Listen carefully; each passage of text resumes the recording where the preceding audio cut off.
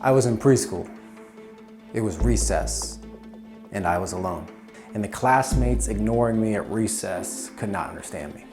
My coach in 7th grade telling me, "You're a good shooter, you're a good dribbler, Brandon, but you're out of shape." And I'm in 1st, but then I start going the wrong direction. And everyone's following me. Don't stop, 50, 40, 30 meters to the finish line. The guy next to me gives up. You see, leadership's not about being above people, with people beneath you. It's about coming beside somebody and pushing them above. I was in preschool. It was recess, and I was alone. A speech impediment is when someone has a hard time pronouncing letters and words. Well, I had a really bad speech impediment. My parents couldn't understand me, my teachers couldn't understand me, and the classmates ignoring me at recess could not understand me. I remember sitting and just feeling like there's something wrong with me, feeling like I must be a mistake. Why don't these kids like me? Why don't they want to talk to me? And I struggled with self-esteem. Started eating food, to feel better.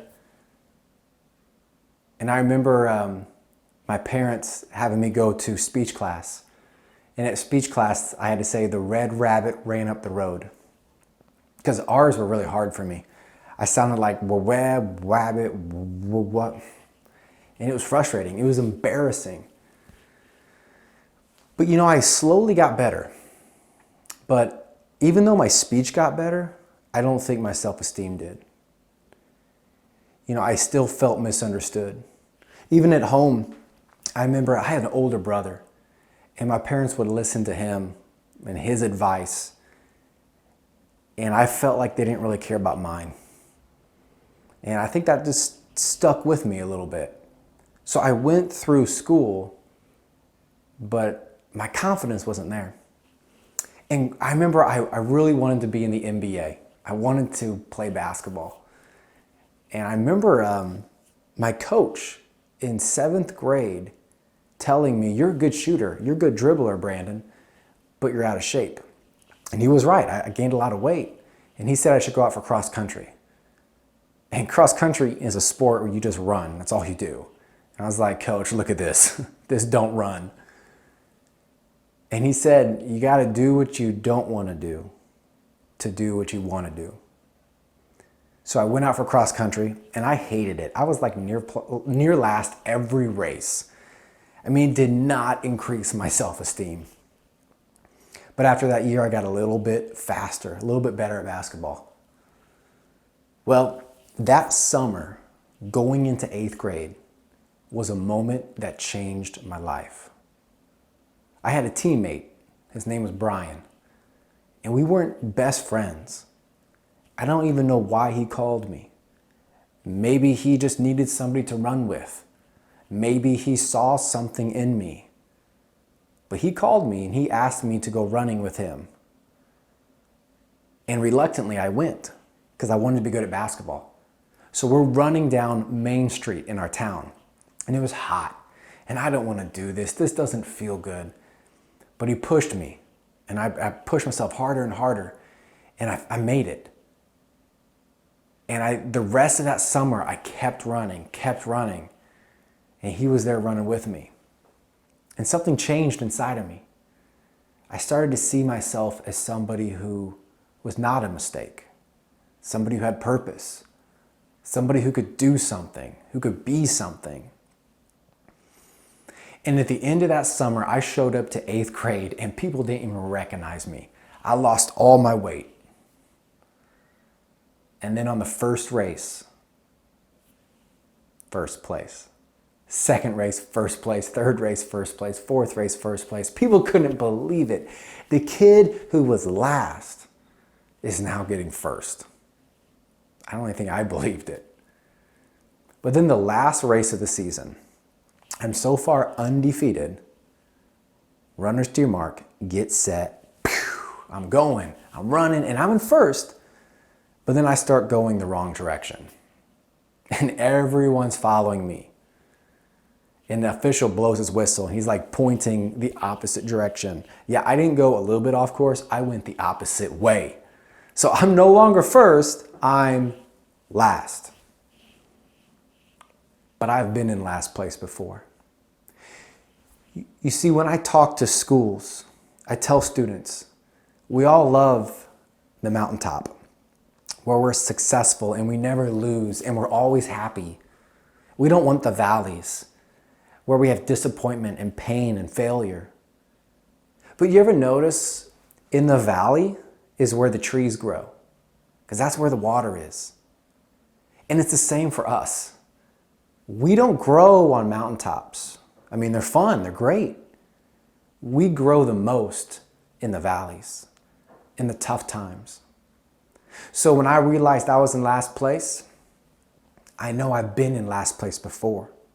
I've been through some tough things, and I think those tough things have made me tougher. So I started running, and I was passing people up one by one. And when I got to the front, I was exhausted. But there was one person left.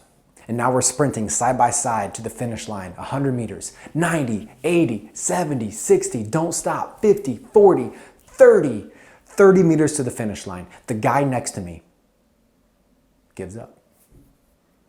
He would tell you, I couldn't do it. I was just so tired. But I think he could have done it. He just wasn't willing to go through the valley.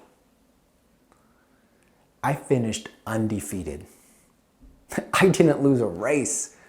From going defeated, like literally and emotionally, 1 year before.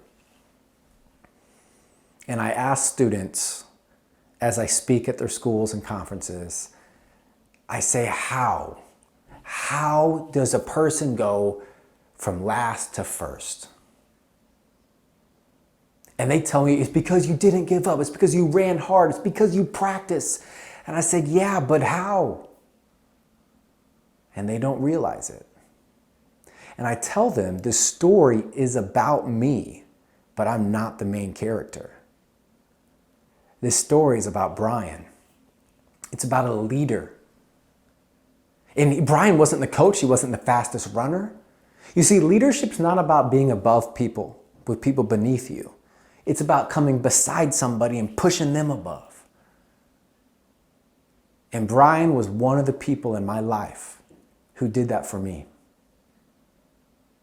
And because of that, I got new confidence. I went out for basketball and ended up being a starter in varsity basketball. I hit a game-winning shot. I even went on to become student council president. And I saw a motivational speaker and I said, I want to do that. I want to tell my story. So the kid who couldn't speak now speaks for a living. And I think it's all because of people like Brian. And I want to be that person now who is that person for someone else. You know, I was thinking about when I was really insecure, and I can still be insecure at times. And when I became more confident, like in high school, I still had some arrogance and I was trying to do everything for me. Me. What can I achieve? What can I be great at? And what I've realized is to feel fulfilled, to be happy, you got to focus on the with and for. The with and for. Doing things with and for others. That's where I think real success is. And when we help other people achieve something, we're helping ourselves. So I want you to realize that your worst enemy is not a speech impediment. It's not a weight problem. It's not something you're born with. It's not your height. It's not your age. Your biggest enemy is you. My biggest enemy is me. You know, I tell students to own it. That's my message. Own who you are. Own what you want. And own the opportunity to help others. You got to own it. The good and the bad. You know, being a little kid who couldn't speak. Saying, well, wed wabbit, went up the road. You know, whatever your valley is, you got to run through it. Because even the red rabbit ran up the road. Tell us what you think about this video and don't forget to like, share and subscribe.